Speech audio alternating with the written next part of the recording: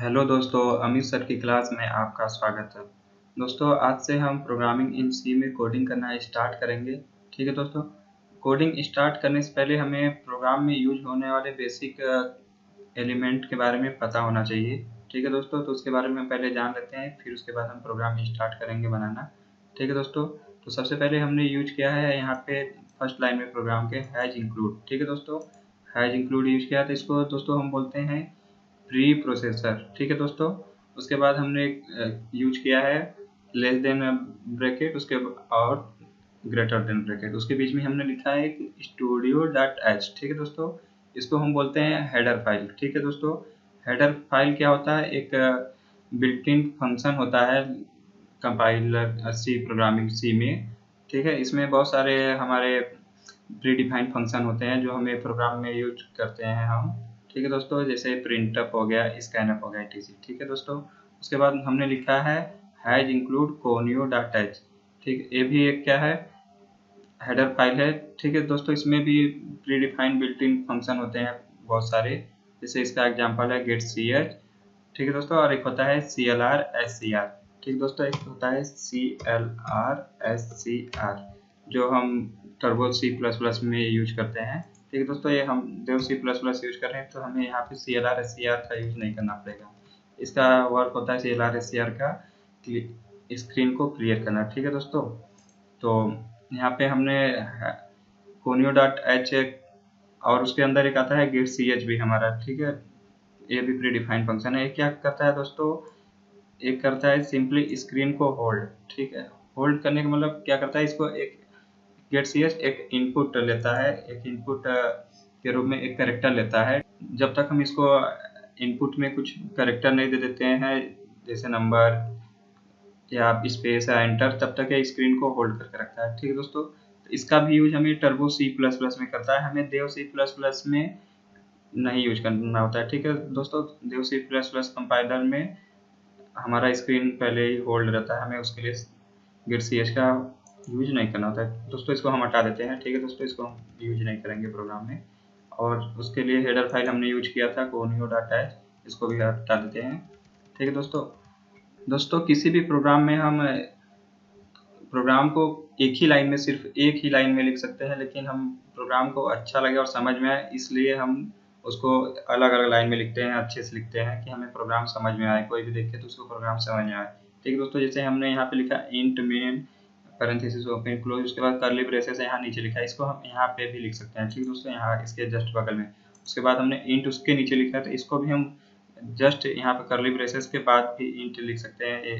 उसके बाद यहाँ पे सेमीकोलन लगाने के बाद फिर हमने प्रिंटफ नीचे लिखा है, तो इसको भी जस्ट हम इसके बगल में लिख सकते हैं। ठीक है दोस्तों, कंपाइलर को समझ में आ जाएगा। ठीक है दोस्तों, लेकिन यहाँ पे हमारा जो प्री प्रोसेसर होता है उसको हम एक ही लाइन में नहीं लिख सकते हैं, क्योंकि हमारा प्री प्रोसेसर कैसे पता चलता है? हमारे हैज के वजह से। ठीक है दोस्तों, यहाँ पे हमने हैज लगाया तो समझता है कि यहाँ सबसे पहले हैज मिला, तो यहाँ पे वो समझ जाता है कि यहाँ पे हमारा हेडर फाइल यूज हुआ है, उसको क्या हेडर फाइल को हमारे प्रोग्राम में इंक्लूड कर देता है। ठीक है दोस्तों, अगर जस्ट इसके बाद हम इंक्लूड स्टूडियो डॉट एच के बाद एक हैज और लगा के कोई हेडर फाइल लिख देंगे तो कंपाइलर को नहीं समझ में आएगा, क्योंकि उस लाइन का फर्स्ट लाइन का पहला कैरेक्टर चेक करता है कि हैज है कि नहीं। ठीक है दोस्तों, तो बस हम हेडर फाइल को एक लाइन में नहीं लिख सकते, नहीं तो सारे प्रोग्राम को हम एक ही लाइन में लिख सकते हैं। ठीक है दोस्तों, तो आइए हम दूसरे इन पे आते हैं। हमने इसके बाद लिखा है इंट मेन। ठीक है दोस्तों, इंट मेन हमारा क्या है? एक मेन फंक्शन है। ठीक है दोस्तों, हमारा प्रोग्राम जब भी स्टार्ट होता है तो मेन फंक्शन से ही स्टार्ट होता है, हमारा कंट्रोल सबसे पहले मेन फंक्शन पे आता है। तो यहाँ मेन फंक्शन से पहले हमने लिखा है इंट। ठीक है दोस्तों, यहाँ पे हम वाइड भी लिख सकते हैं। ठीक है दोस्तों, यहाँ पे इंट लिखने का मतलब कि हमें मेन फंक्शन को इंटीजर वैल्यू रिटर्न होगा। ठीक है दोस्तों, इंटीजर वैल्यू जब तक रिटर्न नहीं होगा तब तक हम मेन फंक्शन को नहीं पता चलेगा कि हमारा प्रोग्राम क्लोज हो गया, हमारा प्रोग्राम खत्म हुआ। ठीक है दोस्तों, तो इसलिए यहाँ पे इंट मेन यूज किए हैं। अगर यहाँ पे हम Turbo C plus plus use करते हैं तो हम यहाँ पे वाइड भी यूज कर सकते हैं। ठीक है दोस्तों, वहाँ पे हमें कोई भी वैल्यू रिटर्न कराने की जरूरत नहीं होती है। ठीक है दोस्तों, तो हम यहाँ पे देव सी प्लस प्लस यूज कर रहे हैं, इसलिए हमें इंट मेन यूज करना पड़ा। उसके लिए हमें रिटर्न का यूज करना आता है, जो रिटर्न सिंपली क्या करता है? कोई भी फंक्शन को इंटीजर वैल्यू रिटर्न करता है। तो हमने 0 किया है, 1 भी कर सकते हैं, 2 भी कर सकते हैं, 3 भी कर सकते हैं। ठीक है दोस्तों, उसके बाद मेन फंक्शन को पता करने के लिए हमें यहाँ पे मेन लिखे हैं, तो मेन से पता चलता है कि हमारा मेन फंक्शन है। और फंक्शन के बारे में पता चलता है हमारा पैरेंथेसिस से, पैरेंथेसिस ओपन क्लोज है, मतलब यह मेरा फंक्शन है, इससे हमारा पता चलता है। ठीक है दोस्तों, उसके बाद हमने लगाया है curly braces open, open curly braces है ये। ठीक है दोस्तों, यहाँ पे क्लोज कर्ली ब्रेसेस है। इससे क्या पता चलता है कि हमारा मेन फंक्शन का ब्लॉक यहाँ से स्टार्ट हुआ है और यहाँ पे खत्म हुआ है, इसका एरिया यहाँ से स्टार्ट होके यहाँ पे खत्म हुआ है। ठीक है दोस्तों, तो इसलिए हम कर्ली ब्रैकेट का यूज करते हैं, कर्ली ब्रेसेस बोलते हैं इसको।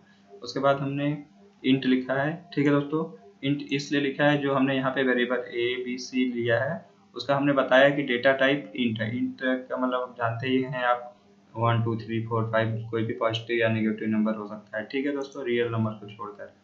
तो आते हैं अगले लाइन पे, हमने अगले लाइन में लिखा है A = 10, B, C।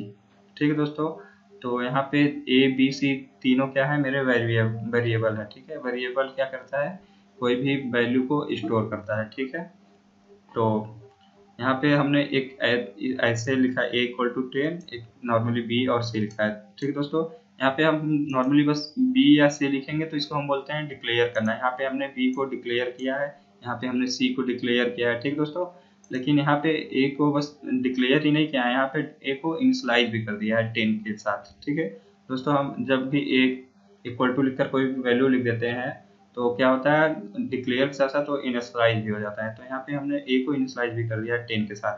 10 क्या होगा, A में असाइन हो जाएगा। ठीक है, 10 वैल्यू A में कॉपी हो जाएगा। ठीक है, A का वैल्यू हमारा 10 हो जाएगा। ठीक है दोस्तों, और यहाँ पे बहुत सारे स्टूडेंट कंफ्यूज होते हैं कि A = 10 लिखा है तो मतलब A 10 के बराबर है। दोस्तों A 10 के बराबर नहीं है, इसको कैसे हम पता, देखिए आपको एग्जांपल बता दें। मान लीजिए हमने B = लिख दिया है 5। ठीक है दोस्तों, अगर हम इसके नीचे लिख देते हैं A = B, तो दोस्तों इसका मतलब ये नहीं है कि A = B है। मैथ में ऐसा होता है कि A = B लिखा है तो मतलब A B के बराबर है। लेकिन दोस्तों प्रोग्रामिंग लैंग्वेज में इससे लिखेंगे तो इसको हम A = B नहीं बोलते हैं। ठीक है दोस्तों, यहाँ पे ये जो है इक्वल टू, इसको इक्वल टू बोलते हैं, लेकिन इसका मतलब होता है ये असाइनमेंट ऑपरेटर, ये वैल्यू को असाइन करता है।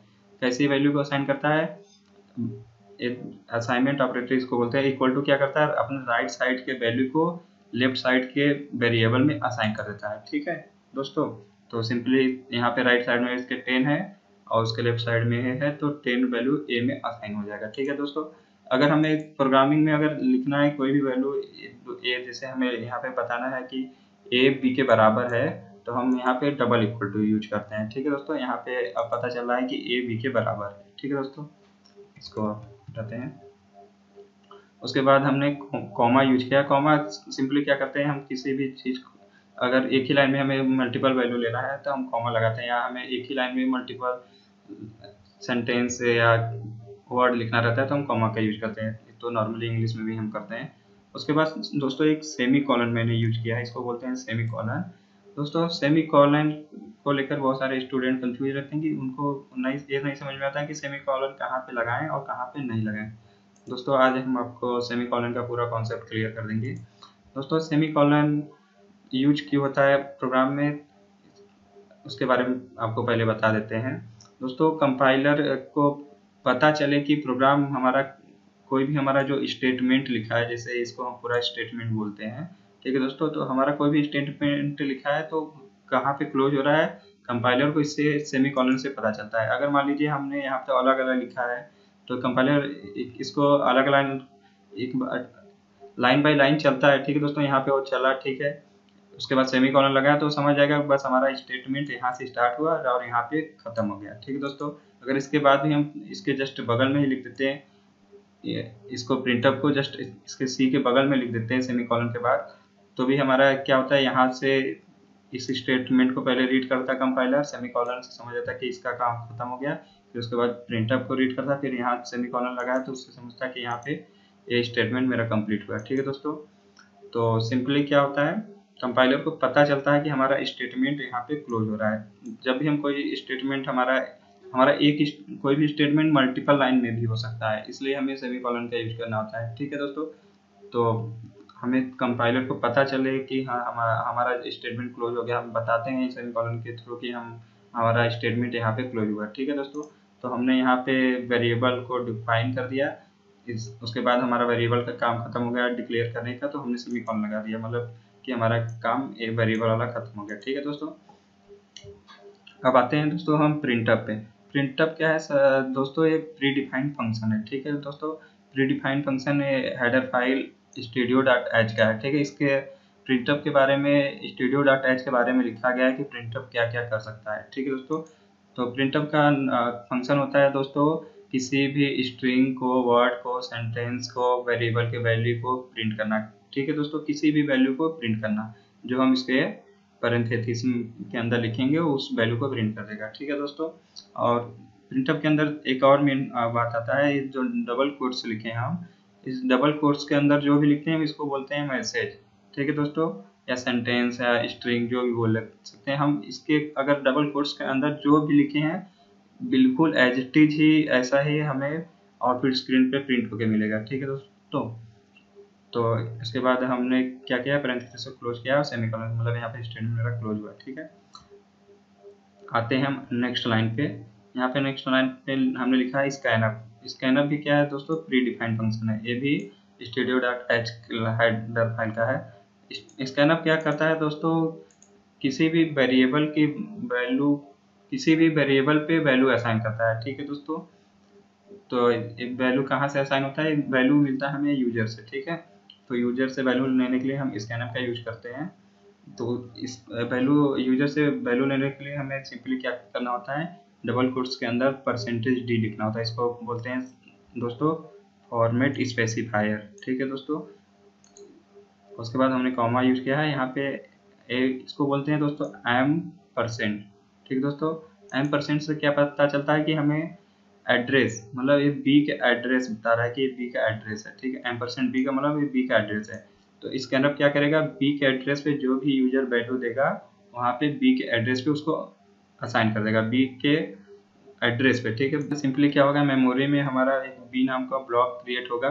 ठीक है, उसके एड्रेस पे हम जो भी वैल्यू देंगे वहाँ पे हमारा वैल्यू असाइन हो जाएगा। ठीक है दोस्तों, सिंपली फिर उसके बाद हमने क्या किया है, c = a+b किया है। ठीक दोस्तों, a का वैल्यू हमने यहाँ 10 दिया है, अब b का वैल्यू हम दोस्तों यूजर से लेंगे। ठीक है, तो b का वैल्यू यूजर से लेंगे, उसको सम करके c में स्टोर करा देंगे, फिर उसके बाद हम उसको प्रिंट कर लेंगे। प्रिंट में यहाँ पे हम किसी वेरिएबल की वैल्यू को प्रिंट करने के लिए सिंपली क्या करते हैं, मैसेज, ये तो मैसेज आपके जरूरी नहीं होता है, लेकिन आपको समझने के लिए हम यहाँ पे लिख दिए हैं। प्रिंटअप फंक्शन में किसी वेरिएबल की वैल्यू को प्रिंट करने के लिए सबसे जरूरी होता है यहाँ पे फॉर्मेट स्पेसिफायर का। इससे पता चलता है कि हमारा जो यहाँ पे हम वेरिएबल लिखे हैं उसकी वैल्यू इस हमारे फॉर्मेट स्पेसिफायर की जगह पे प्रिंट होगी। ठीक है दोस्तों, इसलिए हमें इसका यूज करना जरूरी होता है। इसका यूज नहीं करेंगे तो हमारा सी का वैल्यू प्रिंट नहीं होगा। ठीक है दोस्तों, और यहाँ पे हमने रिटर्न 0 यूज इसलिए किया है क्योंकि हमारा मेन फंक्शन इंटीजर टाइप का है, इंटीजर टाइप का, इसलिए हमने 0 यूज किया। उसके बाद हमारा कर्ली ब्रेसेस से मेन फंक्शन क्लोज होता है, मतलब हमारा यहाँ पे प्रोग्राम खत्म होता है। ठीक है, मेन फंक्शन का। उसके बाद हमने कोई भी फंक्शन यूज नहीं किया है तो हमारा प्रोग्राम सिंपली यहाँ पे क्लोज हो जाएगा। दोस्तों इसको हम थोड़ा रन करा के आपको दिखा देते हैं। सबसे पहले हमें क्या करना होता है, टर्बो C++ में हमें किसी भी प्रोग्राम को रन कराने के लिए हमें एग्जीक्यूट पे जाना होता है और कंपाइल पर क्लिक करना होता है। इसको हम शॉर्टकट की से भी F9 से भी क्लिक करके कंपाइल कर सकते हैं। तो हम सिंपली करते हैं कंपाइल। ठीक है दोस्तों, कंपाइल करेंगे, फिर दोस्तों उसके बाद हम क्या करेंगे, इसको रन करेंगे। ठीक है दोस्तों, यहाँ पे हमने रन कर दिया है, हमारा आउटपुट स्क्रीन आ गया है। ठीक है दोस्तों, यहाँ पे हम क्या बोल रहा है, मैसेज एक मिला है, please enter the value of B. B का वैल्यू हम एंटर करते हैं 40। ठीक है दोस्तों, और उसके बाद हम एंटर क्लिक करते हैं। दोस्तों यहाँ पे हमारा आ गया है सम ऑफ ए एंड बी 50। ठीक है दोस्तों, सम ऑफ ए एंड बी 50 कैसे आया है, क्योंकि यहाँ पे हमने a = 10 दिया था और b = 40 दिया, दोनों का सम होके 50 आ गया। ठीक है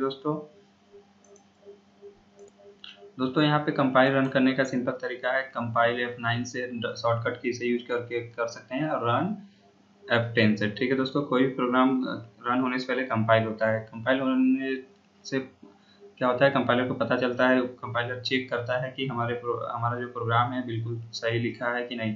अगर हमारे प्रोग्राम में कोई भी गलती होती है तो हमें कंपाइलर बता देता है कि आप इस प्रोग्राम में ये गलती की है। ठीक है दोस्तों, और इसको हम कंपाइल रन को एक साथ भी कर सकते हैं। इसके लिए हम F11 यूज करेंगे। F11 कीबोर्ड से क्लिक करेंगे तो हमारा प्रोग्राम क्या होगा, कंपाइल एंड रन डायरेक्ट। ठीक है